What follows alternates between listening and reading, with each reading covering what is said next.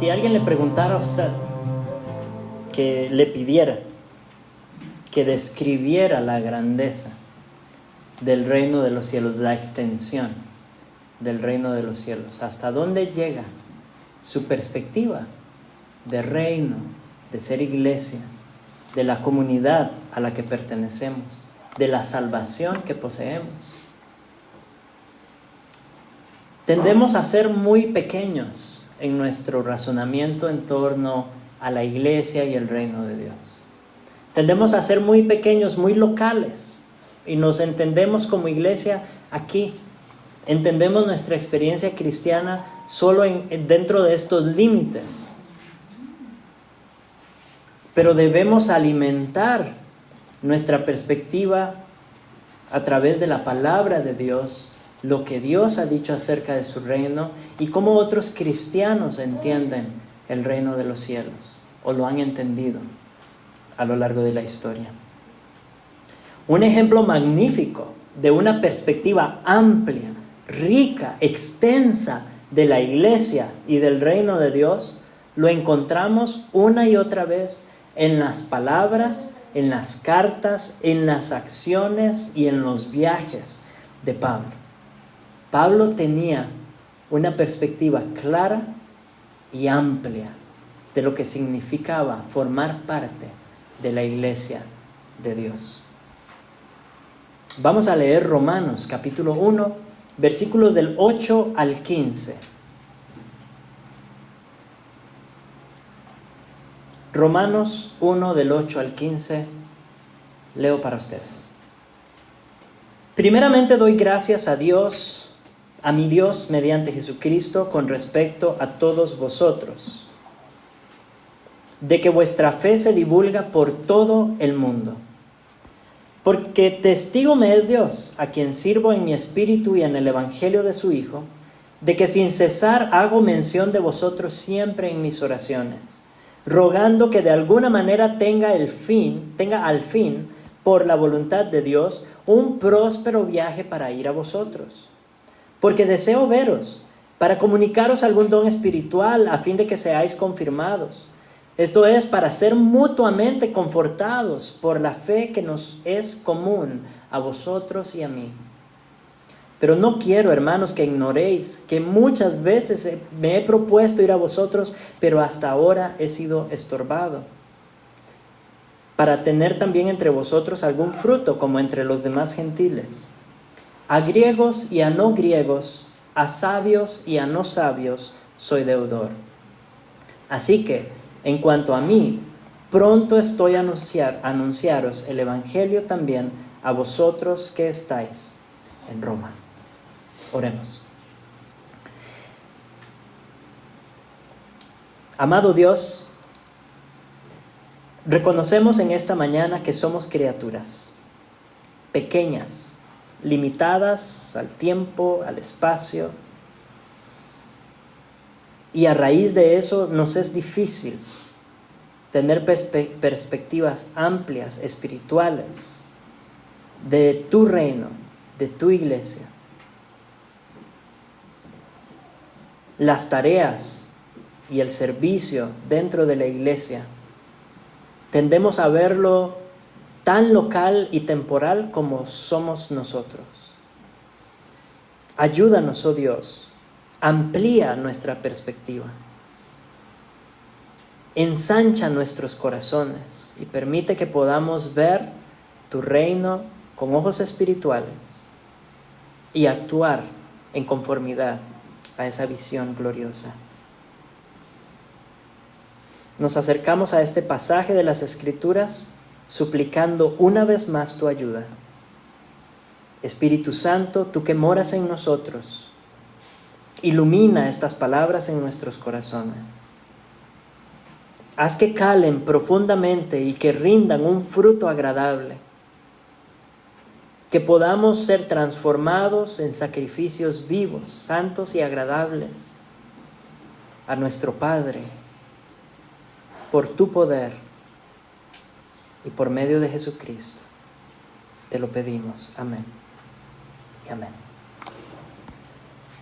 Esto suena como un paréntesis a veces y cuesta a veces pensar en términos de predicador, ¿cómo saca uno un sermón de un fragmento donde parece no haber doctrina, donde parece no haber nada así profundo teológicamente, y a uno que le gusta esa profundidad quisiera compartirla?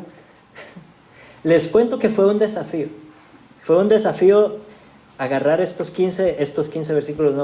versículos del 8 al 15, pero algo venía a mi mente, porque tengo ya varias semanas dándole vuelta, y había algo que venía a mi mente cada vez que lo leía. Era la idea de iglesia y del ser iglesia y de formar parte de la iglesia desde una perspectiva más grande, más amplia. Así que así es como lo vamos a explorar. Vamos a pensar en términos de cómo nuestra experiencia cristiana y el andar cristiano nos une más allá de nuestras fronteras, nos une más allá de nuestro contexto,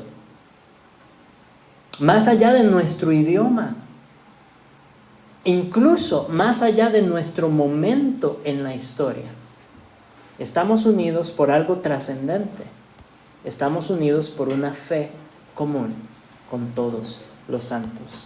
Primeramente doy gracias a mi Dios mediante Jesucristo con respecto a todos vosotros, de que vuestra fe se divulga por todo el mundo. Pablo comienza reconociendo que él había oído cosas muy buenas de la iglesia de Roma. Había escuchado acerca de esta iglesia sin haber estado nunca ahí. Y estaba agradecido por eso. La ubicación de la iglesia en Roma era una ubicación ideal. Estaban en la capital del imperio. Ese lugar era un lugar importantísimo. El testimonio de esta iglesia era un testimonio al mundo, literalmente. Porque allí era donde residían los emperadores. Los altos oficiales del imperio romano vivían en Roma. De ahí salían y ahí regresaban. Era un lugar de comercio, un lugar donde llegaban personas de todo el imperio. Famoso, concurrido, transitado. Había viajeros a diestra y siniestra. Y los que llegaban a conocer a Cristo en Roma iban a llevar el evangelio a todos los rincones del mundo conocido. Entonces el papel de la iglesia de Roma era un papel trascendente en el reino de Dios. Su testimonio era un testimonio importantísimo. Y con razón, podemos decir que todo el imperio sabía de la iglesia en Roma. Tenían un testimonio bueno, fuerte, sólido. Y Pablo da gracias a Dios por eso, porque si bien él no había estado ahí, él había andado por todo el Mediterráneo. Él conocía gran parte del imperio romano. Y al parecer en todas partes, porque lo dice así, por todo el mundo, he escuchado acerca de su testimonio. He escuchado acerca de ustedes. Pablo estaba sumamente agradecido por eso, pero hay algo más grande que simplemente el testimonio de la iglesia en Roma. Es que en última instancia es un testimonio de la gracia de Dios para con la iglesia en Roma. Pablo está celebrando la iglesia en Roma y a la vez está celebrando lo que Dios está haciendo con la iglesia de Roma. Por eso a quien agradece no es a Roma, no agradece a la iglesia de Roma por su buen testimonio, agradece a Dios por el testimonio de la iglesia en Roma, porque es Dios el que concede esa gracia abundante de poder dar un testimonio que le honre a Él, que le glorifique.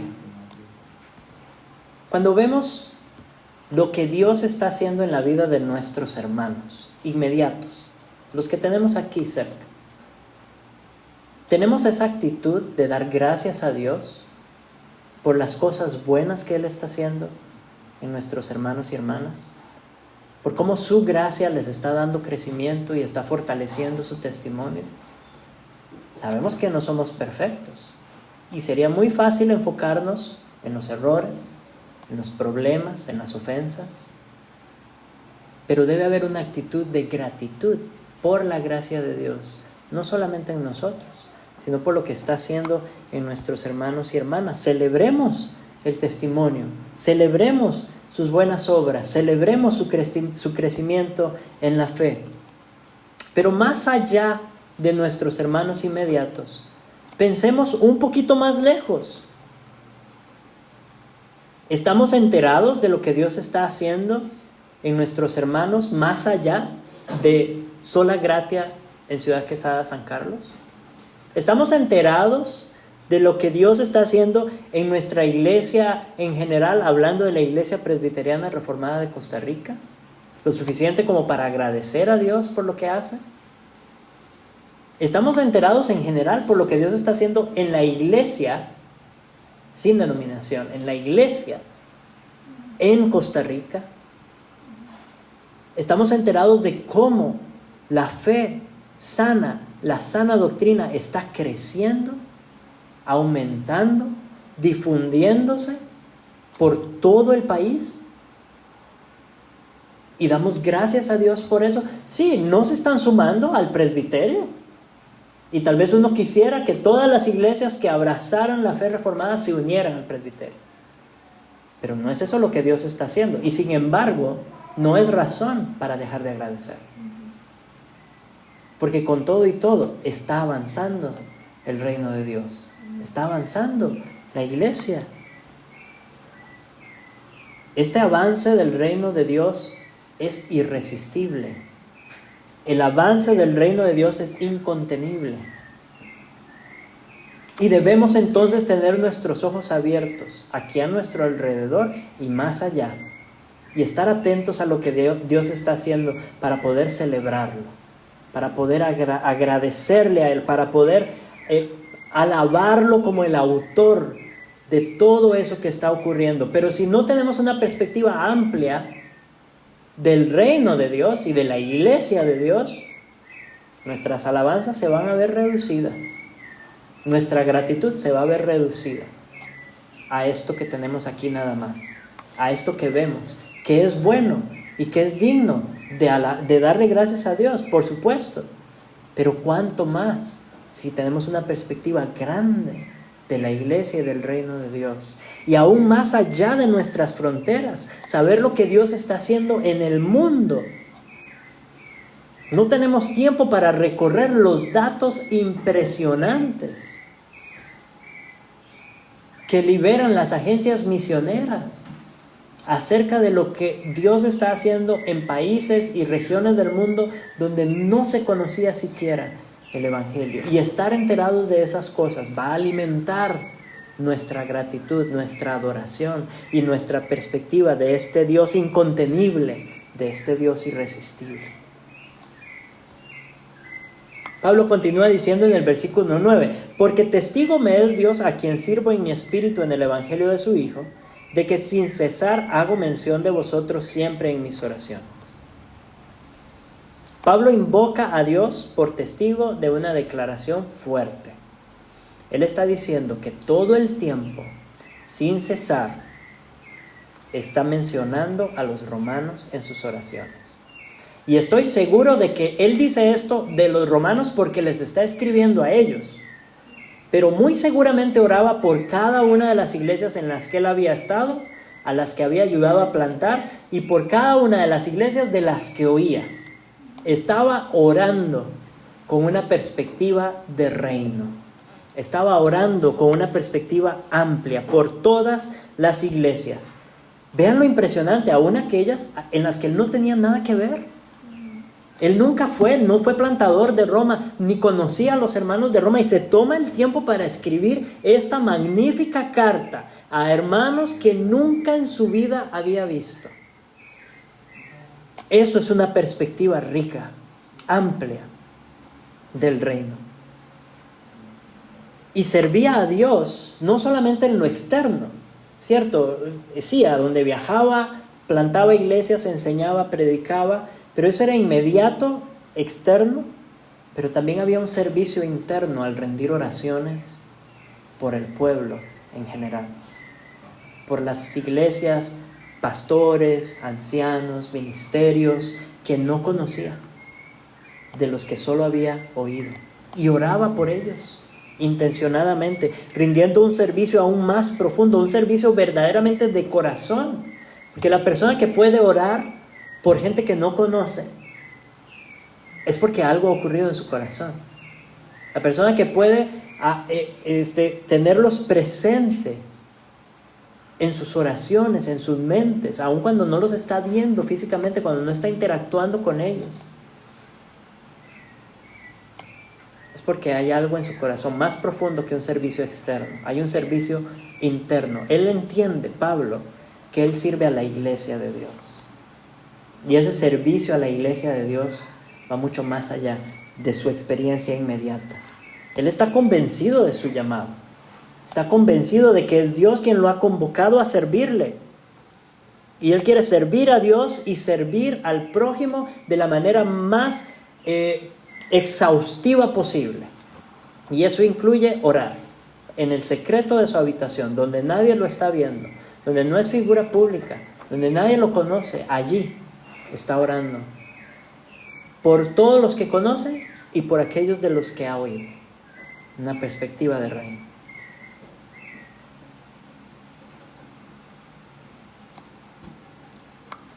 Nosotros, me pregunto si oramos de esta manera, con alguna regularidad.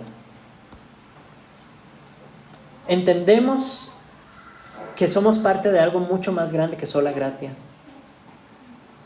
Y entonces al orar, si le pedimos a Dios, Dios, úsame en tu reino, úsame para servir a mis hermanos y hermanas en la fe. Esa oración, ¿qué nos imaginamos? ¿Sirviendo aquí, en estas 4 paredes? ¿O entendemos que Dios nos puede llamar mucho más allá de esto, a servirle? ¿Y qué es más? El servicio dentro de la iglesia. Sí, por supuesto que debemos ejercerlo aquí, en nuestra iglesia local, pero debemos estar dispuestos a ejercerlo aún más allá de nuestra iglesia local. Entender que servimos al cuerpo de Cristo y ese cuerpo es inmenso. Una buena manera de practicar este tipo de oración es empezar de adentro hacia afuera. Sé que muchos dicen, y podríamos argumentar, no, empiece orando por los demás y termine orando por usted. Y está bien si lo quiere hacer así. Pero en términos de ir ampliando nuestra perspectiva, podemos empezar con nosotros, pidiéndole a Dios que nos haga efectivos en su reino.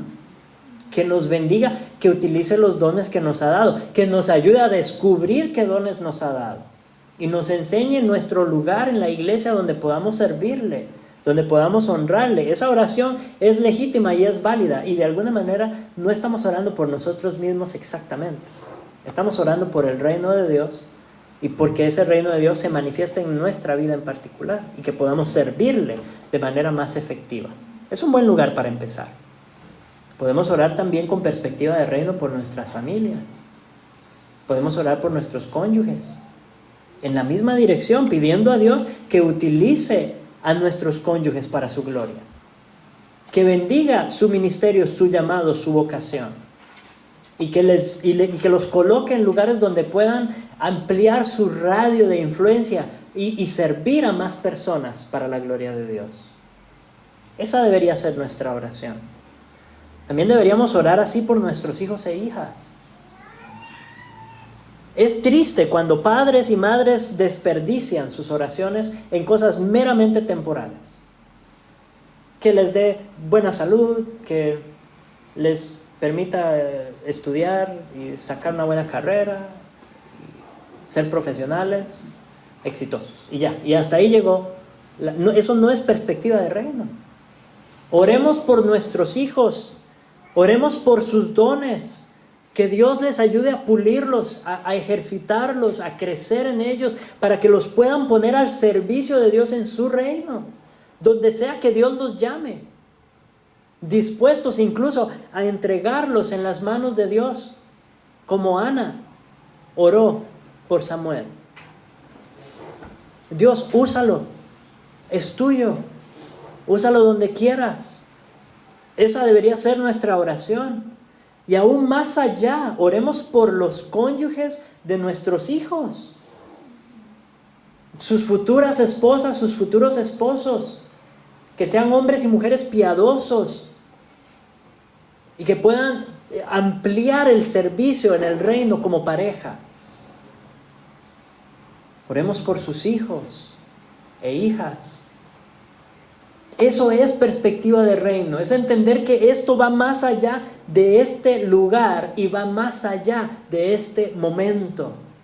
Porque el reino de Dios va a continuar avanzando, es incontenible, es irresistible. Y queremos, padres, madres, queremos que nuestros hijos formen parte de eso. Queremos que nuestros cónyuges formen parte de eso. Queremos que nuestros familiares y amigos formen parte de eso. Oremos por nuestra iglesia local. Que Dios le dé crecimiento en gracia, santificación y un testimonio poderoso como el testimonio de la iglesia de Roma. Que se oiga en todo el mundo lo que está haciendo esa iglesia pequeñita allá en Ciudad Quesada, el testimonio que tiene. Oremos por eso. Que Dios se glorifique en nuestra vida de iglesia.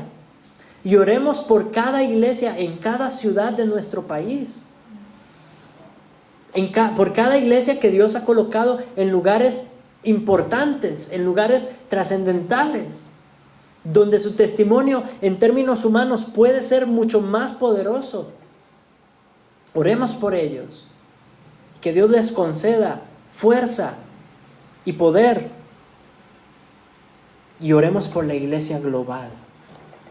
Oremos por la iglesia en el mundo entero, por misioneros, pastores, maestros, ministerios, seminarios, denominaciones, hermanos y hermanas más allá de nuestras fronteras, amigos, conocidos en Facebook.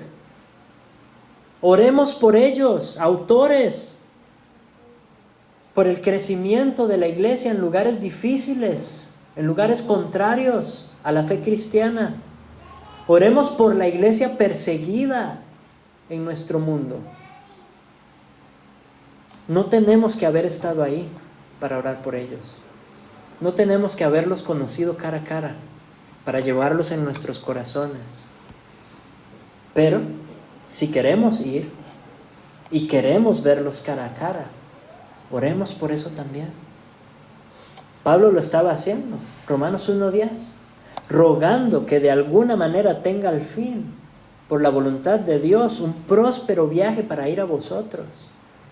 Pablo no tenía que ir a Roma, pero él anhelaba ir a Roma y lo consideraba parte de su llamado. Él oraba para que Dios le permitiera visitar esa iglesia de la que tanto había oído. Y no sabía si iba a ser posible, no sabía ni cómo iba a lograr llegar ahí, pero le pedía a Dios con vehemencia, constantemente, sin cesar. ¿Por qué? Porque deseo veros, versículos 11 y 12, para comunicaros algún don espiritual, a fin de que seáis confirmados. Esto es, para ser mutuamente confortados por la fe que nos es común a vosotros y a mí. No era para agregar estampas a su pasaporte. No era para ir a poder decir que estuvo en Roma, la capital del imperio. Por supuesto que eso tiene su lugar y es bonito viajar, disfrutamos viajar. Pero aquí la perspectiva de Pablo es otra.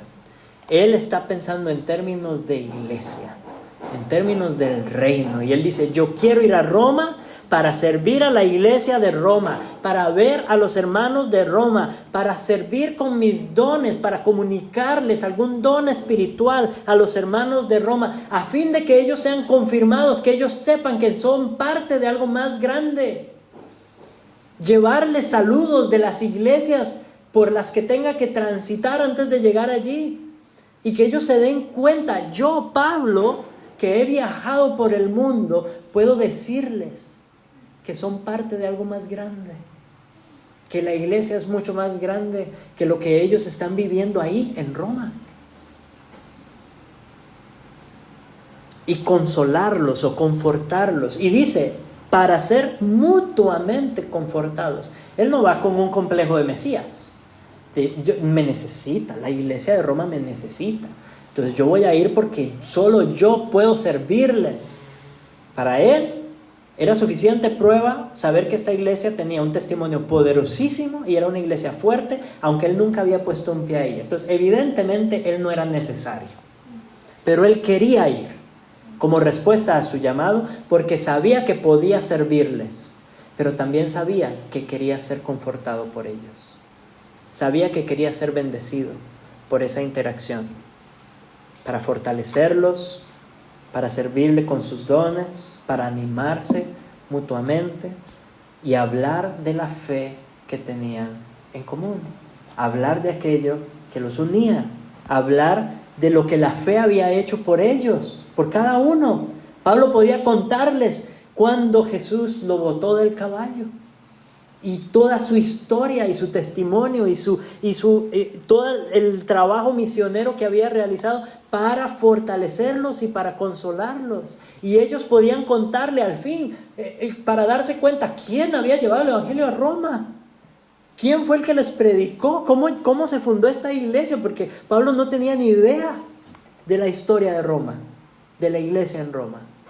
Y esas historias de fe, esas historias del andar cristiano nos animan y nos fortalecen unos a otros. El que sirve, bendice, pero también es bendecido por aquellos a quienes sirve. Nos afilamos unos a otros y crecemos en nuestro entendimiento de las Escrituras en medio de estas conversaciones y nos vemos desafiados por el carácter de nuestros hermanos y hermanas más piadosos que nosotros y decimos: yo quiero ser así, yo quiero experimentar esa misma pasión, ese mismo amor, ese mismo deseo, ese mismo fervor. Y somos convencidos de pecado. Así que, hermanos,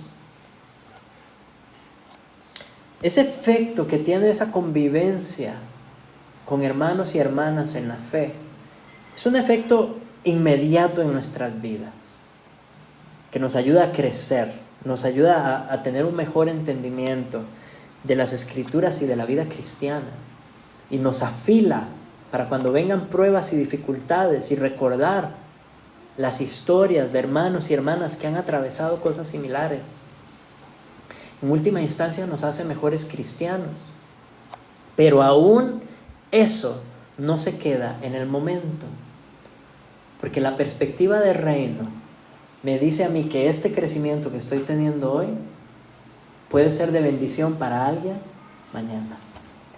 Yo no sé a quién Dios va a poner en mi camino para que yo le sirva o para ser servido por esta persona, y en esa interacción crecer, y en esa interacción ser yo alguien de bendición para la vida de alguien más, ser yo un instrumento de santificación para mis hermanos y hermanas que todavía no conozco y con los que el Señor me puede llevar a interactuar.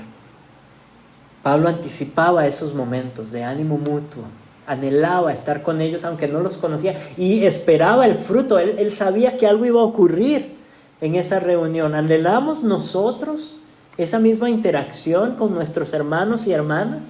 ¿Anhelamos servirnos unos a otros, impartir nuestros dones unos a otros y crecer juntos y animarnos juntos?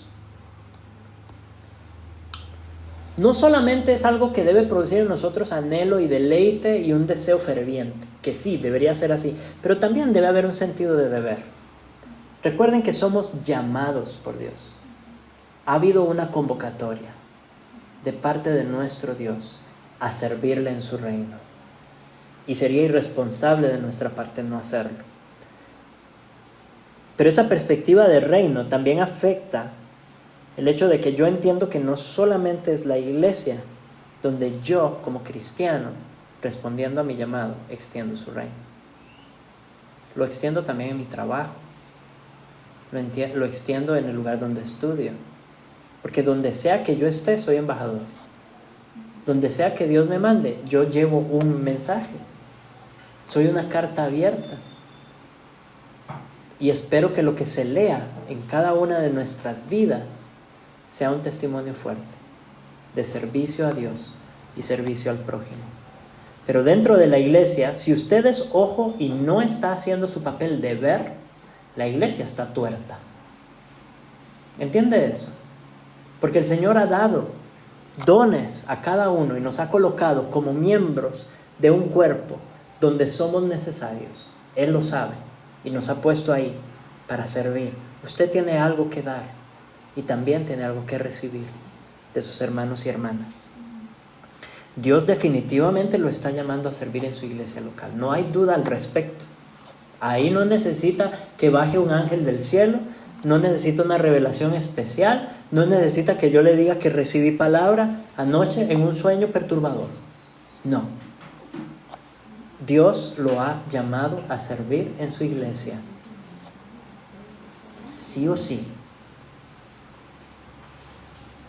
Ahora, más allá de su iglesia, tal vez Dios lo está llamando a servir también.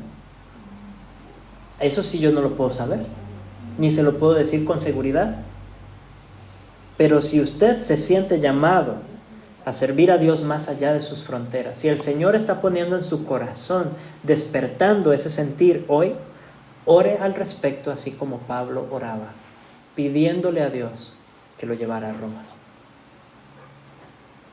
No sabemos cuándo, no sabemos cómo, pero Dios lo puede llevar a servirle en el campo misionero, si Él así lo quiere.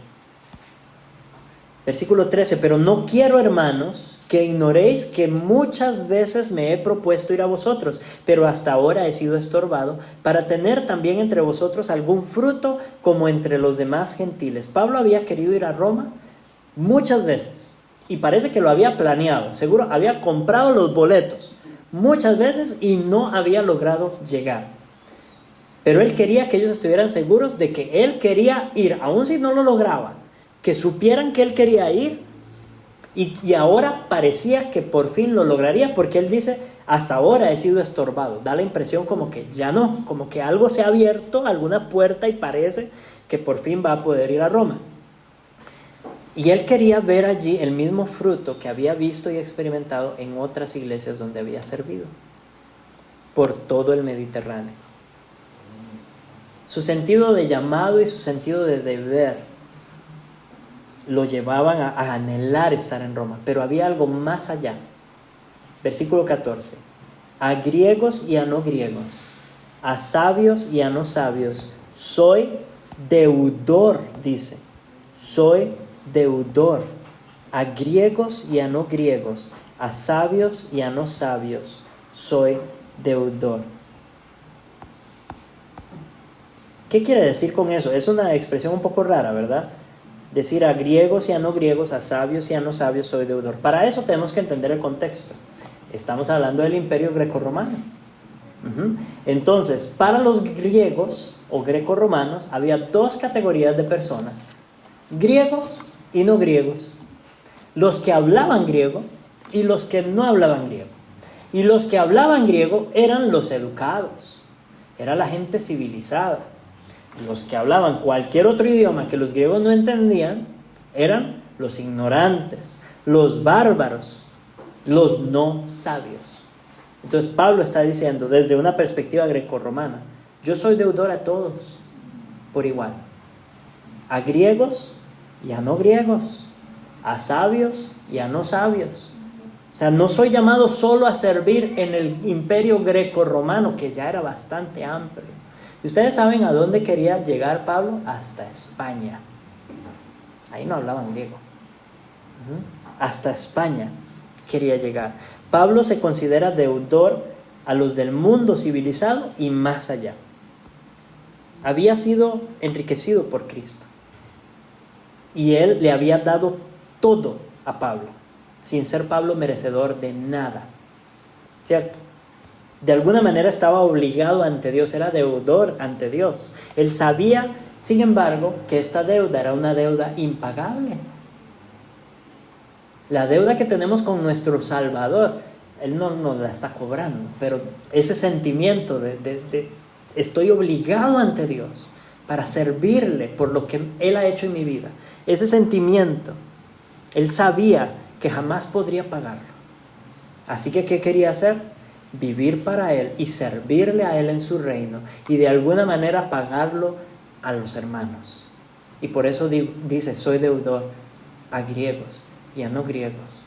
Porque debo llevar este mensaje a todos. Este enriquecimiento que Cristo me ha dado, debo llevarlo a todos. Yo quiero servir a la iglesia de Cristo en el sentido más amplio de la palabra.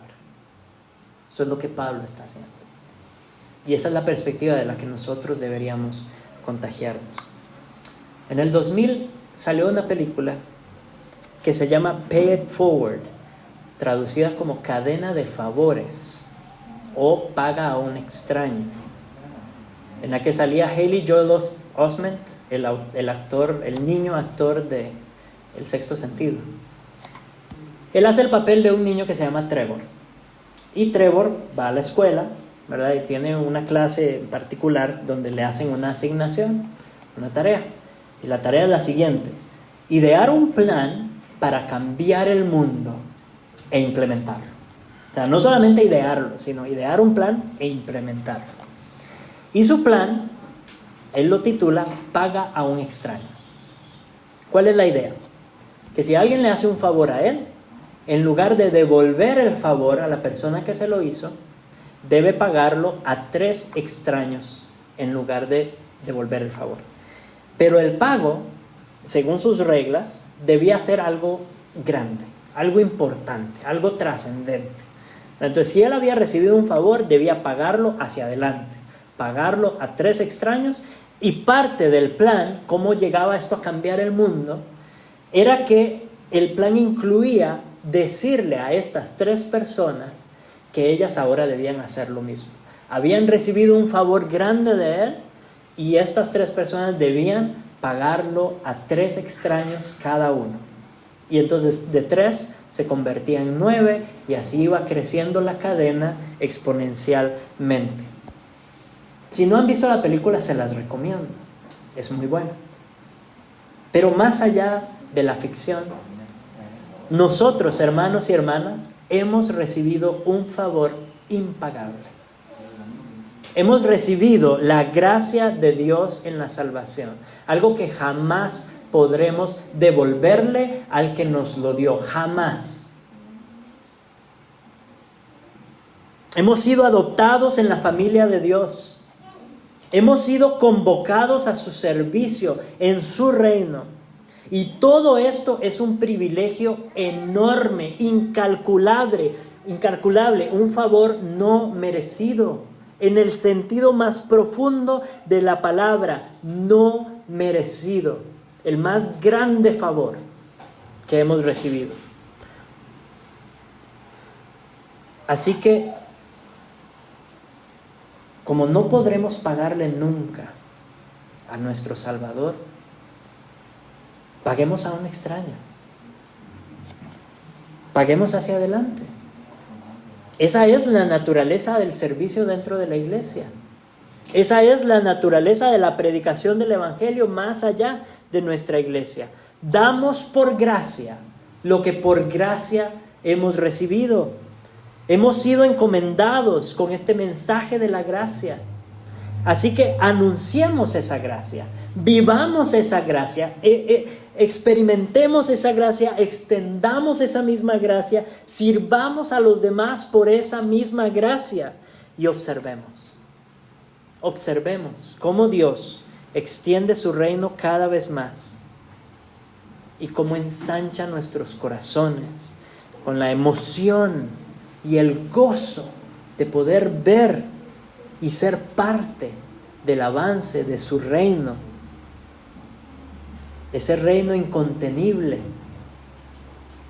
ese reino irresistible, por su gracia y para su gloria.